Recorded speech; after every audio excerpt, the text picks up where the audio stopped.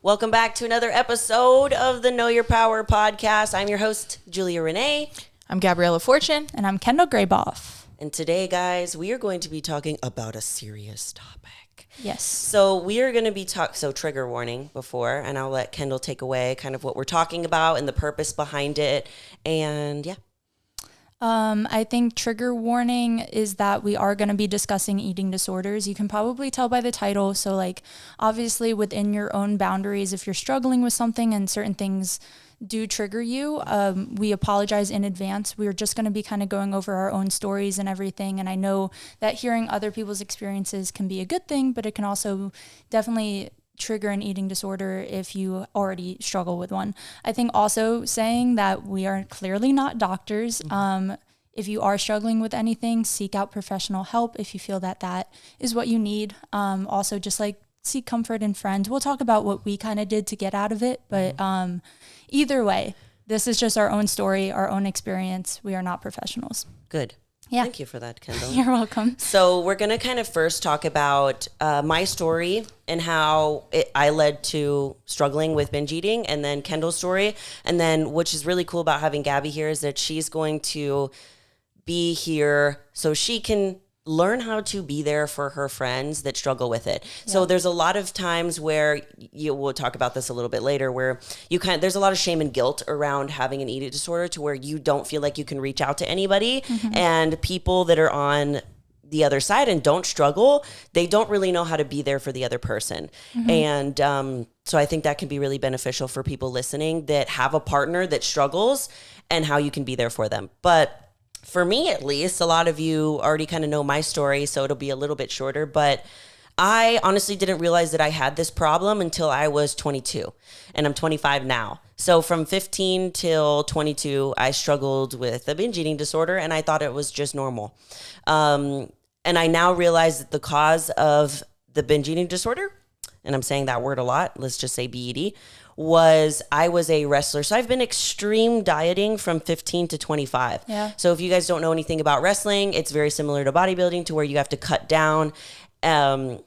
Wrestling's different. It's not really a look that they're looking for. It's a weight so that you fit into a weight class. So I would cut down, and I would do it in very extreme ways because they didn't teach us how to, which I think is a real hindrance to athletes because I know there's a lot of athletes that aren't wrestlers that struggle with dieting, and nobody teaches them. It's not a priority. Unspoken. It's super unhealthy. It's really sad. And so Especially I would, at that age. Oh yeah. I would do crazy things like sauna suits, running in the summer, going to the sauna at the gym. My brother did crazy things. I would spit. If you spit into a water bottle, a full water bottle, you lose a pound. Don't do that. Just so unhealthy. Please do not and do that. I just didn't think anything of it because all the other guys, I was the only girl, so I was just kind of following like what they were doing. They've been doing it for years, and it's mainly you're just cutting water weight. Like immediately after, I would weigh in, I'd make weight, and then I would be so hungry because I'd be in the lunchroom and everyone would be eating around me and I wouldn't be eating. Yeah. And I'd weigh in, make weight. And then I'd go back to my mom. My lovely mom always had snacks ready for me, like things that would like fuel me. She was like the best. She was always there for me after that. And it was a restrict and binge. So I didn't know that I was on that cycle for so many years. So then when I went into bodybuilding, it started to flare up again because I was restricting myself, restricting calories, doing cardio. And I was like, oh, shoot. But I didn't know that this was actually something that can be a problem because I feel like people highlight the eating disorders where you're not eating, but nobody really highlights the ones when you're over consuming. I was going to say, before you continue your story, I think let's explain kind of just briefly, like what is binge eating? Because I actually have the definition of what binge eating is, and I was supposed to read it out because I think a lot of people get binge eating confused with overeating. Yeah. The definition of binge eating disorder is a serious eating disorder in which you frequently consume unusually large amounts of food in one sitting and feel unable to stop eating. This eating behavior might make you feel out of control. And a lot of people that struggle might be like, listening to this and be like, yes. You feel like you almost black out. And this will happen very frequently. So if you're just doing this, like if it's happening to you and you're going out with your friends and like you're having a girls' night or whatever, and it's just like occasionally, I wouldn't say, and I don't think healthy. I'm not somebody to like, well, a healthy balance. Yeah. But if this is happening frequently and you're having that out of control feeling and you're consuming large amounts of calories, I would definitely just kind of think. So I also think when guilt is associated after, because I know a lot of people that overeat, you could say, on a regular basis, but there is no guilt or shame, or then I guess reproduction of like, I know repercussion, not reproduction. Yeah. I know like purging can come along with binge eating. Mm-hmm. And then I also know that like there's a million things, laxative abuse, also then turning to like anorexia and then starving yourself as like I'm combating the binge eating. So I think it also like ties into other eating disorders as well. That's very true. And for me, it was doing like excessive amounts of cardio and, not gonna lie, taking laxative. Because, I used to abuse laxatives. Yes, it was just, and that was like a clear sign that something was wrong to me. So I think in 2020, when I was 3 weeks out from my show, and then I couldn't control how much, it was my first show that I was going to do, but it got canceled. So I couldn't control like how much I was eating, and I was doing this cycle over and over. And I started realizing like, oh, I think this is a problem because I felt so out of control. Yeah. And then I kind of like did some research, and I was like, oh my God, this has been me for years, and I had no idea. And that's when I just dove into. It's almost like you were taught binge eating because you had to restrict so young. Yeah. Yeah. And then it's like almost like it became your normal. Yeah. It just became a part of me. I was like, this is normal. Yeah. Because when you do something so frequently, even if it's harming you, it feels just normal. Yeah. Even if it's like a bad habit or something. Especially when you start so young. Yeah. So that's how I came to realize that I struggled with it. And from 2020 till 2022, I've been working on it and healing. And for 2 years, I don't think people really know, but I was working with like a coach to help with my self-awareness and to help me with my binge eating. And thanks to Liv, whoever's listening to this, she's my friend and a coach. But yeah, that's how I noticed. And now I have a binge eating support group, and it's really just full of women that struggle, and just to have that support system. That's really all it is. And we meet weekly just to talk. That's amazing. Yeah. I can kind of go into my story, and then we can talk about like kind of what we did to get out of that situation, or like that mentality. Mine trails back to when I was very little. And I also want to say, because I know my mom's going to be watching this, I'm probably going to talk about her in a way as though it sounds like I am blaming her. I'm not. Yeah. My mom just like I guess I can just talk about it and just know, Mom, I love you, and know anyone listening that knows my mom, I love you. And this was not her intent at all. It's just how I grew up and how I took it. Yeah. So my mom was a little overweight through like middle school, I think, and she was bullied for it, or at least like talked down for it. So I think she was trying to protect me from ever getting that way. So she would comment on what I was eating very regularly. My brothers were like allowed McDonald's and allowed certain foods, and I would like come home and have to eat like very clean. And I was in sports, so it was also like similar to wrestling. She would like have all the foods to fuel me, and she was like, McDonald's is not going to get you to like, I wanted to be an Olympic gymnast. She was like, that's not going to. So I had no problem with it at all, but I was eating so clean since like I could walk. Like I was just constantly eating like bodybuilder type food since I was 5 years old. So that level of restriction also came with, if I did snack, if I was in the kitchen, it would come with little comments of like, oh, are you eating again? Or like, oh, do you really need more? Like those little comments that never affected me at the time, but now as an adult definitely crept up on me. So I did some bodybuilding shows. I started competing when I was 17. So similar, very restrictive, very young. But I never binge ate after. I think I had a really good control, and I think it's because I was either living with my mom, and then I went to living with my boyfriend at the time, and so I always had someone around me. And I feel like, I don't know, personally it's easier to not binge eat when I'm around people, because I'm like, well, if I start like pigging out on this, they're gonna look at me a certain way, so I can't. So I feel like I have better self-control when I'm around other humans. So I went through 3 preps, but had a support team around me after show that I wouldn't reverse properly, but I wouldn't binge eat. I would definitely have like a few cheat meals, but they weren't excessive or coming with that guilt feeling. Last year, so mine's very recent. last year was my first year competing and living alone. And I think coming back home and being alone and having nobody there and nobody to tell me to stop or nobody looking over my shoulder, I started eating so excessively. I was also dealing with very bad depression at the time that also came with like, with the feeling of, I guess, not caring. So I did have that blackout feeling where I'd black out and drive to H-E-B and then drive to Mod Pizza and then drive to like get ice cream. And I was like eating in my car and like, I just looked at it externally and I was like, what is happening to me? Like I just went from like the best prep I've ever had. Even after our show, we did the same national show. I didn't even really have a cheat meal that night. I like got chicken at dinner and some ice cream and then some popcorn. And I was like, I'm good. And I went home first 2 weeks good. And then it like slowly crept up where I would start doing like a pretty intense cheat meal once a week. And then that became like every few days. And that became like every other day until like before I knew it, I just could not stop eating. And through knowing you and like you talking about binge eating, I was like, I think that's what this is. So I started doing research and like, we can go into like how we kind of what we navigated, but same, I got a therapist who was helping me, and I didn't end up sticking with him for very long because I do better if I like realize things and work through things on my own instead of someone telling me to.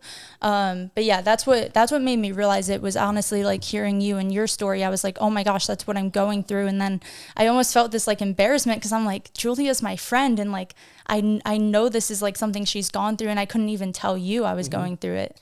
So. Which is crazy because, like, you would think that someone who's been going through it for so long, like, you can go to that person, but, like, it's even harder to go to people that don't really understand. They're just, like, usually they're just like, well, just stop eating. And you're like, you just don't get it. Yeah, it's just so... I don't know, it feels so out of control. And the book, one of the books I read was because I think you recommended it like either to me or on your story or something. It was the Brain Over Binge one. And she talks about like this animalistic brain that you have and like how you can't let the animalistic brain win, because especially like we were so restricted for so long. And I think binge eating is so common, especially with competitors, because you're so restrictive. And like, obviously we are messing so heavily with hormones and like our own receptors of, we don't actually know when we're full because our body hasn't felt full in months. So when you feel full, it feels good. Yeah. Because it's like, you want to, you like chase that. Finally, like I'm able to feel full. And I love that Kendall brought up that book, because that book was one of the first one that I read was Never Binge Again. And then the second one was Brain Over Binge by Katherine Hansen. And when you're reading Never Binge Again, it breaks down logically the animal brain and the human brain. And the animal brain is the one that just works off of habit. And once you realize that a lot of this is just kind of natural as far as how your brain works, and there's some logic behind it, you're like, oh, it makes you feel less crazy, because you're thinking that this is happening for no reason at all and you don't really know why. But when you read these books, you're like, oh, that's what's happening. Because you can literally create a bad habit in any facet, like you can in any way. Zach and I related a lot because he struggled with porn for a really long time and I struggled with binge eating for a long time. And they may seem very different, but they both have that addictive quality to where you have the habit, or you have like the trigger, you do the action, and that's ingrained in your brain. And I always like to think of them as wires, are things that are wired in your brain for such a long time. So for me, think about me having this wired in my brain from restrict binge since I was 15 to 22. That's a lot of years of wiring the same habit over and over. Yeah. So when you're trying to unwire and unravel that habit, it takes a little bit of time because you have years of practicing it. And same for Kendall, like there was years of the shame and the guilt and the wondering what people were thinking. But at the time, you don't know that that's what's happening. Yeah. Which is pretty crazy. I think at the time, I mean, looking back on it, even I was doing a prep when I was 16 for a bodybuilding show. That's crazy. I ended up pulling out of that one. But I was like 2 a.m. on the floor. I shared an apartment with my mom. I was on the floor of our kitchen, like eating her cereal that she had to hide from me because I was like that, like ferocious with like finding food. So it definitely trails back, but I always got back on track. Last year was the first year that it like took me for like a few months. And I was like, this is like an issue I really need to tackle. Yeah, I think that was, for me, when it was the worst, was my first actual show was when I won the overall at Summer Shredding, and then I won the overall 2 weeks later at the Adela. That was the first, because after that I got my boobs done, my hair started falling out, I was depressed, and all of these things started happening.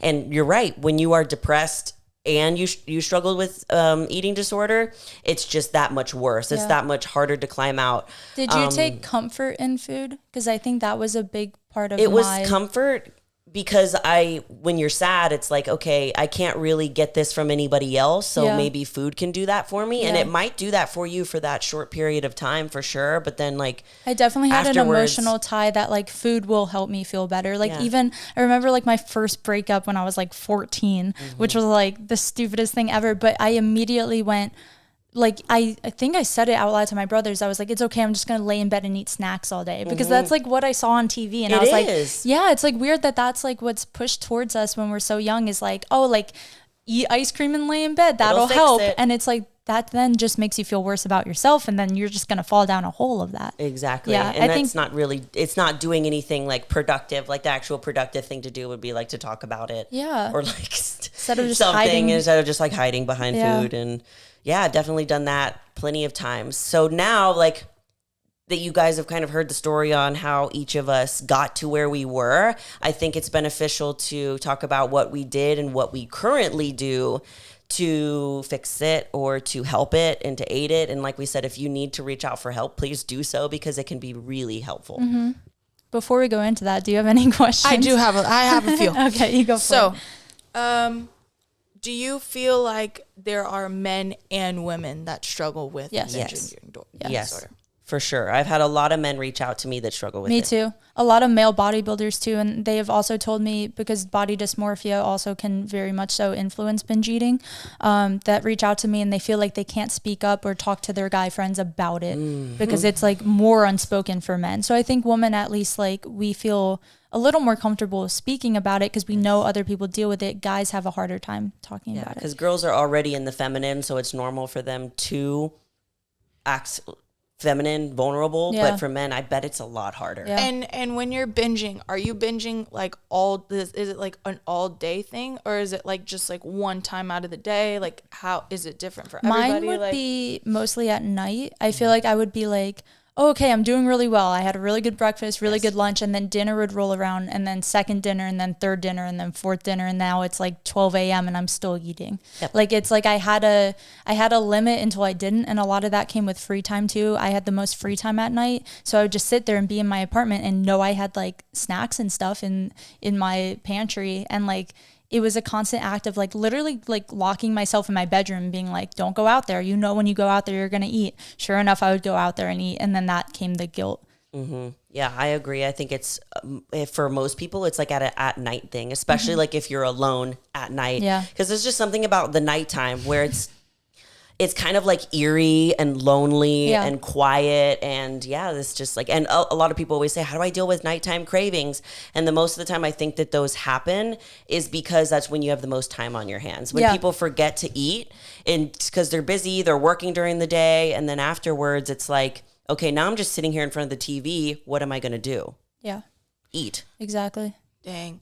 I'm not gonna lie, this could be another episode too, but listening to you guys talk about like how you feel and like the correlation between you and food, and I like how you compared Zach's situation with porn. It's very similar. Because the way you guys are talking about food is like what I went through with alcohol. And drugs. And I have a girl in my group that's an thing. alcohol addict, and she is like, this is so similar. It's crazy. It is crazy because like when you guys are like, oh, well, I'm laying in bed, I have nothing else to do. Like you guys would think of food. Like that's what I thought of alcohol. Yeah. Like it was just, and it's cool to hear you two talk about having the food in common, because I feel like, and how you were scared to admit to Julia that I wouldn't tell. I told my mom. It is scary. Like I would always just be like, well, maybe it's normal, or like maybe everybody else is doing this. But it's interesting listening to you guys talk. And it's funny that you guys bring up like, because I think in Brain Over Binge, she had talked about going to like an AA meeting,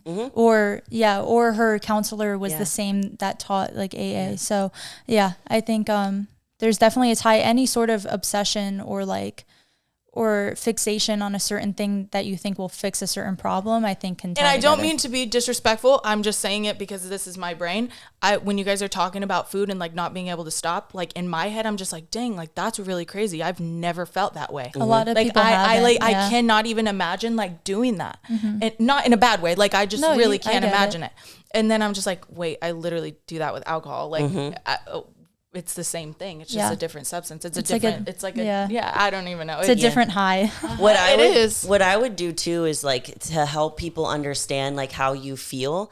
I would maybe even ask them, okay, what's something that you maybe know you should give up that you do way too much and you can't seem to stop? And that would give them like okay. Yeah. For some people, it's nicotine. For some people, it's like, okay, I know I shouldn't be smoking this much weed.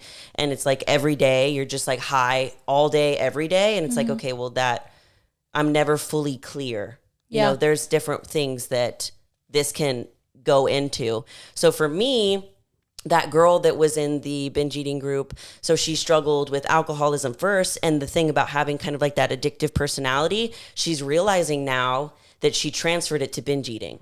So like these can start transferring to other aspects of your life and you don't even know it because if it's not binge eating or if it's not alcohol, at least it's good. It's okay. It's like, yeah, but now you can't stop smoking nicotine. Yeah. Do you now feel you can't like, stop drinking alcohol. Do you feel like either of you have like an addictive personality? Yeah. I didn't, but when I sought help for this, I saw a professional, mostly because of my depression, and I walked into his office and I was like, I want you to just diagnose me. Like I don't want to come in here and be like, I have depression, can you help? Like I want you to fully like evaluate me. And he told me that he thinks I have a form of OCD because I was so obsessive with the food, and like that was like my form of OCD was like controlling the situation around eating. I don't personally think I do. And I look at every other aspect of my life. I think I was just out of control for that period. Okay. I'm not super an addictive person to like anything else. So it's hard to say. So I'm sure a little bit. As a friend that does not struggle with this, how can somebody help with their friends that do? That's a really like good how question. do we go about our normal lives, like going out, events? What are some triggers? Like what should I not do? What should I not say? Like what should I not ask? And it's funny because you guys never really do this, and it's like I think the hardest thing is telling like your partner, but if you don't have a partner, it is the hardest thing telling like your closest friend. So I remember first having to tell Zach and being like, this is so embarrassing, because this is what I thought of. I was like, really, Julia, you struggle with food control? Like that's like, it seems so silly and dumb. So when I told him, I was like, but there was so much relief. And from him, he struggled with porn from the age of like 12 to like 30. So his addictive personality is like even worse. So he's like, I get it. So it was beneficial that he understood that. But the way that he was there for me was he was just there for me. He didn't try to fix me. He didn't try to help me. He definitely he was the one who encouraged me to get help from Liv. Yeah. And then I did, and it was the best decision I ever made. But on my own, I am already the type of person that's like, okay, I have a problem. Let's fix it. Like, let's like dive in. So that's when I got all of the books. And once I started doing that, I was transforming on my own already. And then I got the coach and it just skyrocketed from there. So I did my own personal work, like listen to podcasts, research, look at books, join groups, get a therapist, like all of these things that you can do to help yourself learn more about your brain and how you work and why you do the things you do and how you can help with eliminating the things that you don't want to do.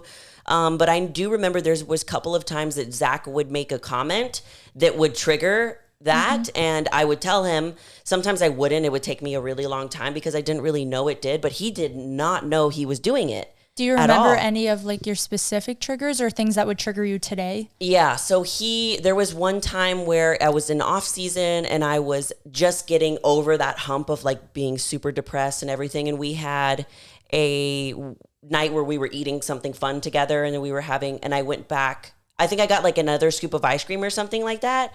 And he was like, babe, you just had ice cream.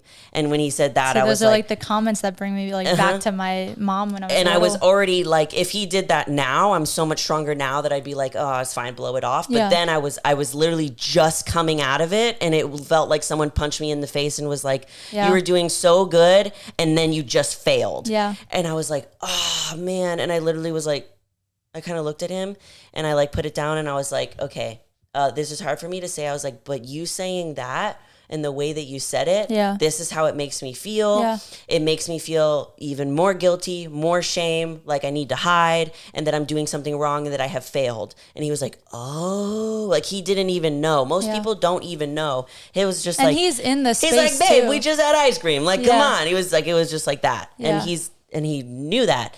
And there was another time where he did something like, and I'm not saying he did something. He had no idea. Yeah. Like he doesn't know what it's like to struggle with food control. So he doesn't know the things to say. And, you know, mom will be listening to this too. And my mom did a similar thing to your mom. Mm-hmm. And I know she was just trying to help me. Yeah. And I'm actually really grateful that my mom was so careful with how she fed us because I always had a home cooked meal. Oh, same. It was always healthy. I'm not complaining at all. She taught me portion sizes. I've been very grateful to have that from my mom, but I know that me and my sister were always just like snacky, like always snacky. Same. Like we would eat a meal and then we would want to snack afterwards because my dad is very snacky. My dad literally can eat whatever he wants and not gain weight, and I hate him for that. But he has that kind of body. So she would make like, we just ate, Julia, or blah, blah, blah. She would make those comments and I didn't really realize it. And mom, like I've already had this conversation with her and our parents are just doing the best that they can. Oh, yeah. And I know that I'm going to do things that cause something to happen in my child that I don't expect to or I don't intend to.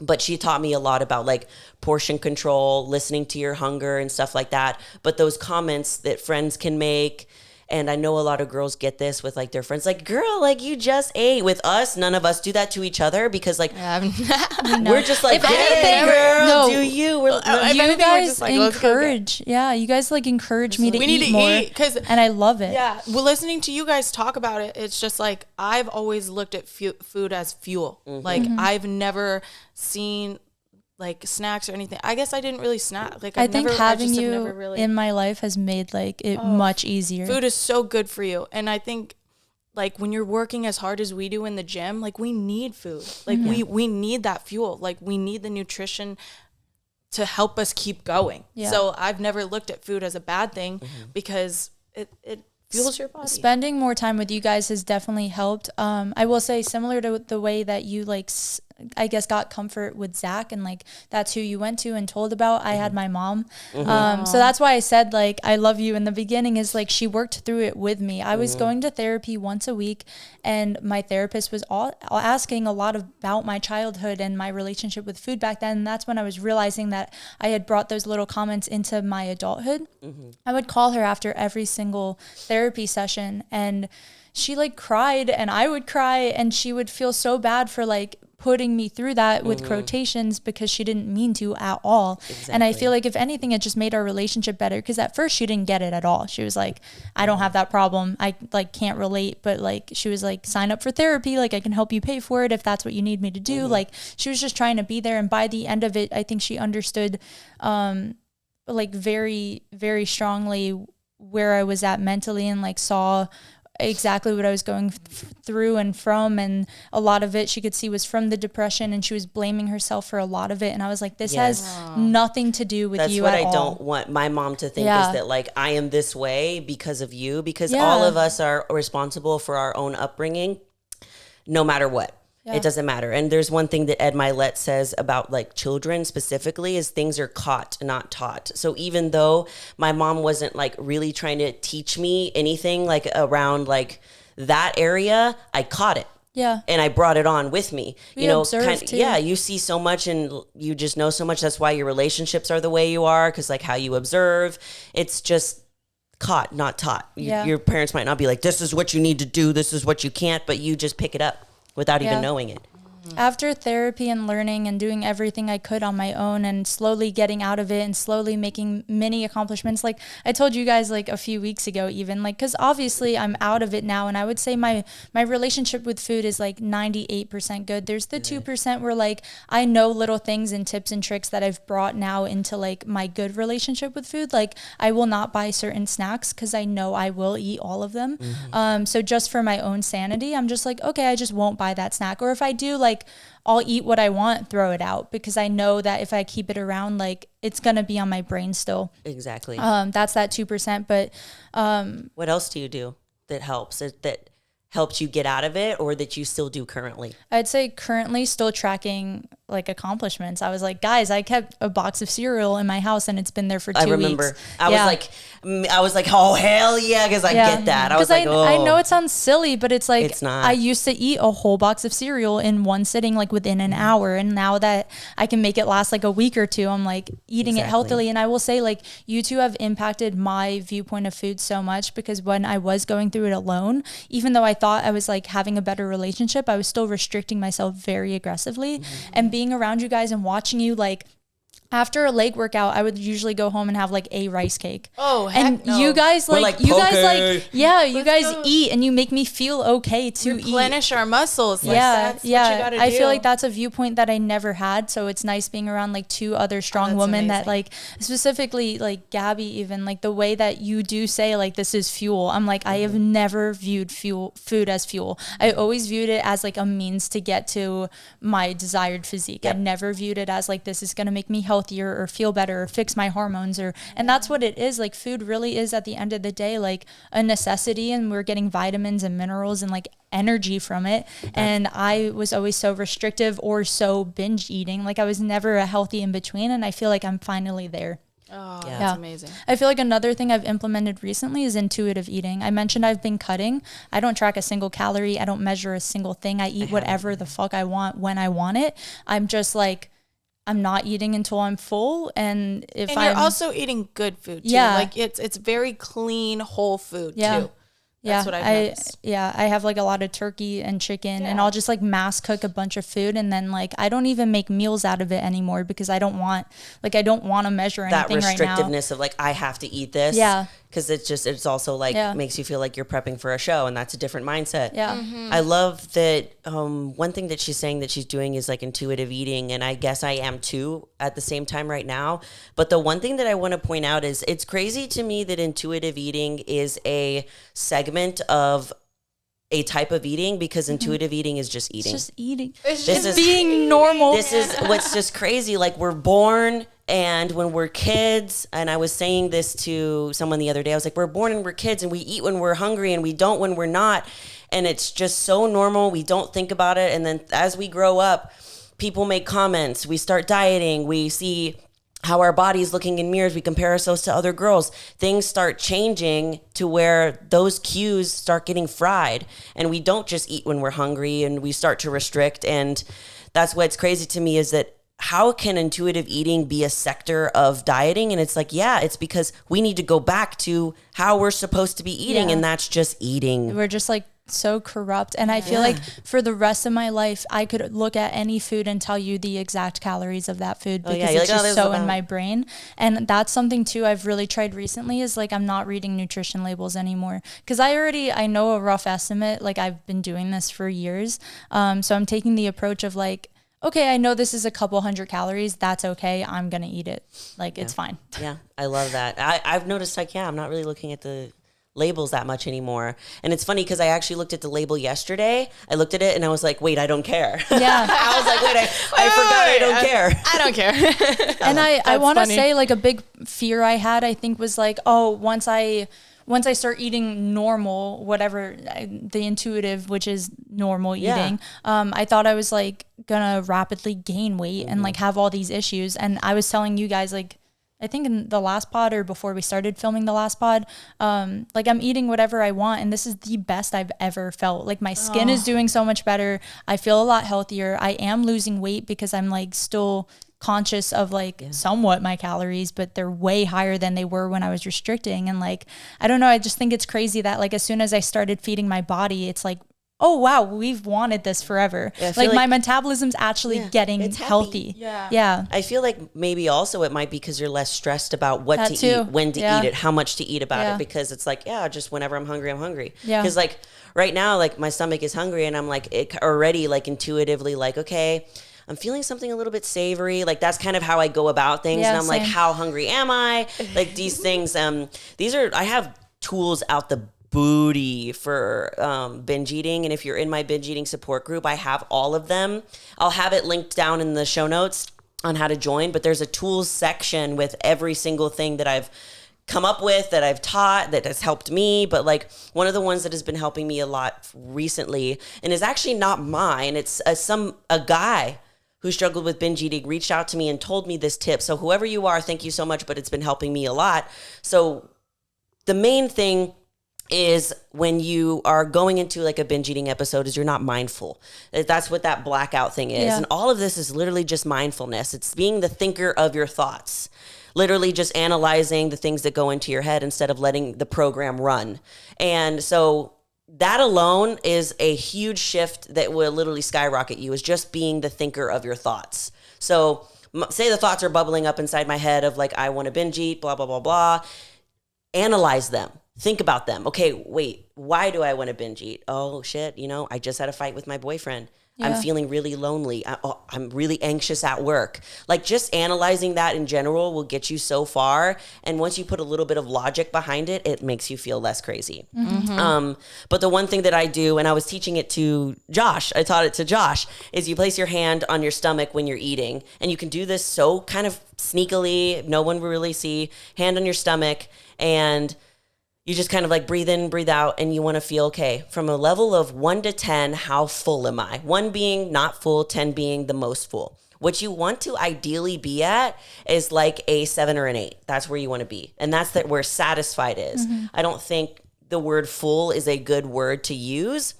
Because that's levels of full. That's going beyond. And look, sometimes you might go beyond. I do it all the time, and that's okay. But what I'm saying is a good like general rule of thumb is like about a 7 or an 8. Satisfied. Yeah. The word is satisfied. I will say, just because everyone is different, that would be a trigger for me. Really? I cannot touch my stomach. Okay. I noticed even still, like at least 20 times a day, I'll pinch my stomach. Okay. I'll grab my obliques if I can't feel my obliques. I'm glad that you said that, because for me, I was just like, if I'm feeling the level of fullness of how my belly is, it's like being in tune. Another way that you can do it. I think I could do that now, but when I was in the heart of it, I could not touch my own stomach. That. That's good. Yeah. That's really good. I was also telling them that like a way to check in with how you're feeling, and before maybe the food, maybe you're having the urge to binge, is placing your hand on your heart and breathing in, breathing out. How am I feeling right now? Literally just tuning into how you're feeling. And then you might notice, I had a fight. I'm mad. I'm angry. I'm anxious. I'm lonely. One of those things. So that's the thing that I've been using. I still think the fullness level is amazing. Yeah. Or like the satisfied but level. I never thought about I wouldn't like, touch myself. I don't want to feel I get that, because I do that too. I stand in the mirror and just like pinch my belly, and I'm like, isn't it crazy? I'm like, you piece of shit. No. No, I know. But both of us. I think, of course, I'll think these things, and then I'm like, that's stupid. And I'm like, boop. I think it's have them. It's sadly normal. Yeah, I have them, but then I'm just like, I'm more equipped now to just bat them away. I literally do this thing where I was telling Erica about it, but when I'm having a negative thought or I'm starting to spiral about something, I literally go, and I shake my head. And it's almost like habitual. I do it. And I did it when I was in the car with Erica, and she was like, what are you doing? I was like, I was having a negative thought, and I shook it out of my head. That's actually really cute. Yeah, I really do that. I'm not kidding. I literally do that. Nah, fam. Do you guys ever meditate? Because meditating taught me like how to have passing thoughts, and I feel like I took that into my daily when I have negative thoughts, just being like, experience the thought, let it pass on, because that's like what they teach you in meditation. I've been doing that. My head is so fucked. Like whenever I do think of like something crazy, I literally scream out loud. I'm like, my no. mom tells me to do that. I'm like, no. When you like, you will not. When you said that you shake, I literally do that sometimes. I'm not even kidding you. Sometimes, this is so embarrassing that I'm saying this, but sometimes I'll be like, no, and I'll I've hit myself before. I literally, see, that's the stupid Kendall. Shut up. I literally do that. I'm like, no, stop. I'm like, no, stop. But another like less abrasive thing you can do is what you don't I do. hit yourself in the face. The ponytail. I do the ponytail too. You can smack the ponytail on your wrist, and this isn't supposed to be like I'm hurting myself.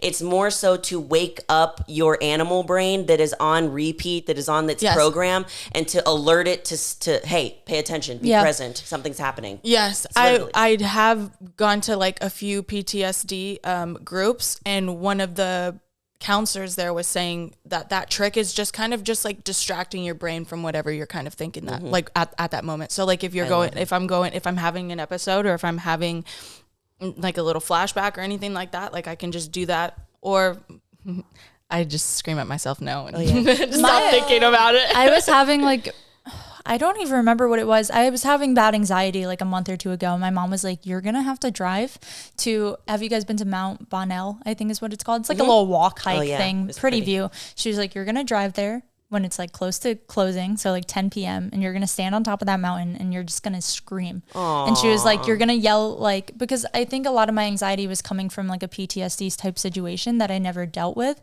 And she was like, you're gonna stand up there and you're gonna yell at the people that like put you through what that anxiety, I don't want to go into specifics, but she was like, you're gonna stand up there and you're gonna yell as though they're right in front of you. And I was like, it's kind of we can do an episode on that. I think that'd be a dope episode. Yeah, I think doing a full episode on like our own mental health journeys would be like super beneficial.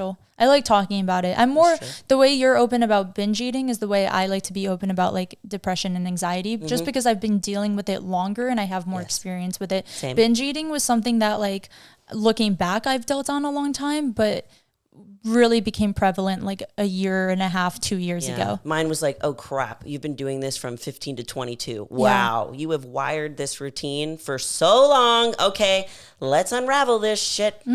Let's just do it. I have so much respect for both of you too, especially you, because you are so open about it and you are helping others and you're teaching others, and I have just never been able to do that. Like I feel like embarrassed at talking about PTSD or like just because I don't even know safe space. Yeah, no, I definitely know that, but it's just like hard to talk about, especially like trauma.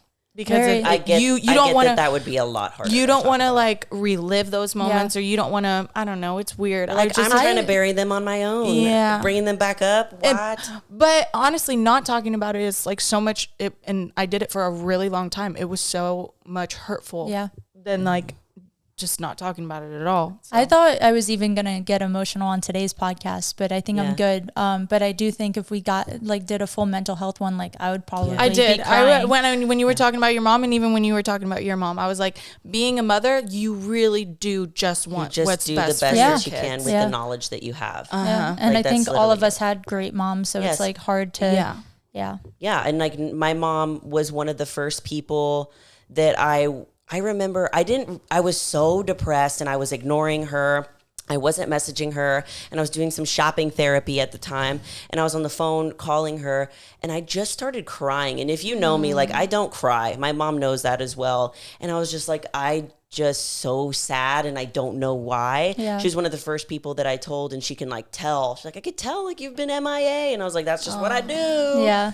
I just go MIA and tell myself I can figure it out on my own without anybody's help. And that's the route I always took. And even Julia called me out, like it was close to my birthday in January, and she invited me to work out like the day or two before like my birthday celebration. And Julia was like, you go MIA. I haven't seen or heard from you or like done anything in months. And I'm like, crap. It's like, cause I was so depressed at that time. Yeah.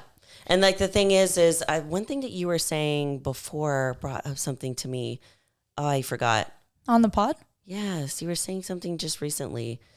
Whatever. That's okay. I think one thing to really take away from that is just to be open with your friends and what's really going on with your relationship, with your family. Like, let them know how you're feeling, and don't be embarrassed.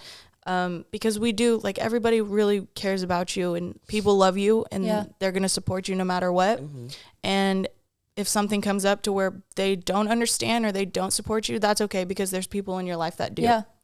I agree. I wish I had sought help for like even binge eating far before I actually did, but I was so embarrassed and like trying to hide it. And I realize now if I had even just told like my brothers, like they would have just would have been like, I'm here for you, ride or die. But you think that somehow you think that they're just going to flip the switch and be a completely different person. No, people care. I think it's more so that not how they're going to react, but it's how you're going to feel telling them. It's like, ooh, I'm going to feel shame. Ooh, I'm going to feel guilt. It's like it's so hard to even admit to yourself that you have a problem, let alone bring that problem to someone someone else. The first step in AA is admit you have a problem. No, exactly. It really is. It is. So, guys, I really hope that you got something out of this. And this is a very vulnerable topic. And just for anyone that's out there that thinks that maybe that you can't get out of this, that you can't get through it, like, one thing is that you definitely can. You definitely can. It's just like I said, sometimes these things are ingrained in your brain for such a long time and it feels almost impossible, like you can't get out of it.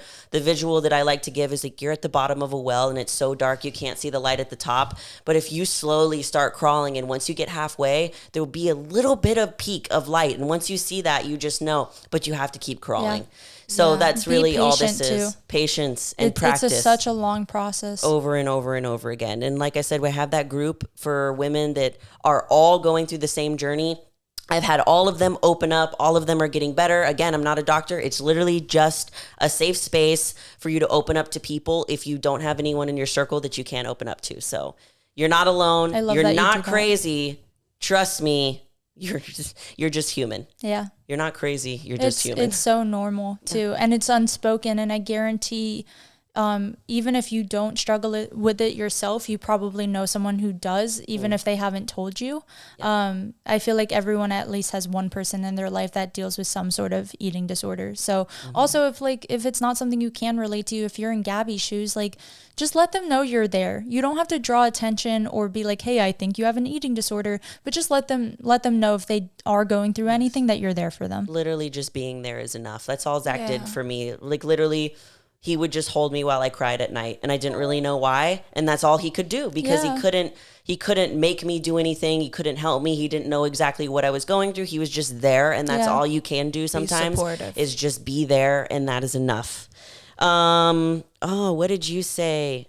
Yeah, was one more important thing. You said something about Gabby. Why am I literally forgetting everything? You just said something about Gabby. What just now? Yeah, you said, and then Gabby. Oh, I was like, just the way that just she could support us. Okay.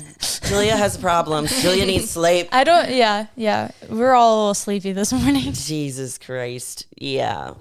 I will say that, like, both of you, though, I feel have come such a long way. I have not noticed something as far as, like, when we're out or when we're, like, at each other's houses that is, like, unhealthy. An unhealthy, like a tendency or anything like that. Mm-hmm. I've never noticed it.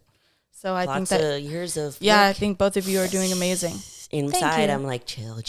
You guys both definitely help me, even without like drawing any attention to it. Like I don't think I've ever like mentioned if I was having a bad week with food or my body or anything. Just being around you guys like inherently made it better. Aww. So thank you. I know we like compliment each other 24/7, so it just like makes everybody feel good. Everyone's like, I'm the shit all the time. Well, thank you guys so much. Oh, and if you ever are. Maybe the group is a little bit too much. Literally just DM me. I answer. DM me, Kendall, Gabby, like whatever it is. If you're struggling with something that we do, we'll answer you. We'll be there for you. Sometimes the first step is just reaching out to like one person that you barely know. Yeah. Like, just do it. Because I've had plenty of conversations with people that have messaged me. Oh my God, I've listened to this. I struggle with the same thing. Please do that because we'll answer. Yeah. And we'll be there for you. If anything, it like even helps me. Oh, like, it helps me a lot. It's such a nice reminder that like, okay, people go through this that aren't me. And it's nice that like, I don't know, I can just like share what I've been through and that might help them. Like that little glimpse of like, I might be improving this person's like behavior patterns definitely feels good. That's true. Well, thank you guys so much. And as always, we love you and you are more powerful than you think. Bye. Bye. Thank you for tuning in to this episode of the Know Your Power podcast. If you enjoyed the show, please make sure you're subscribed so you never miss an episode. And if you believe we deserve it, make sure to leave a review and rate the show. Love you. Bye.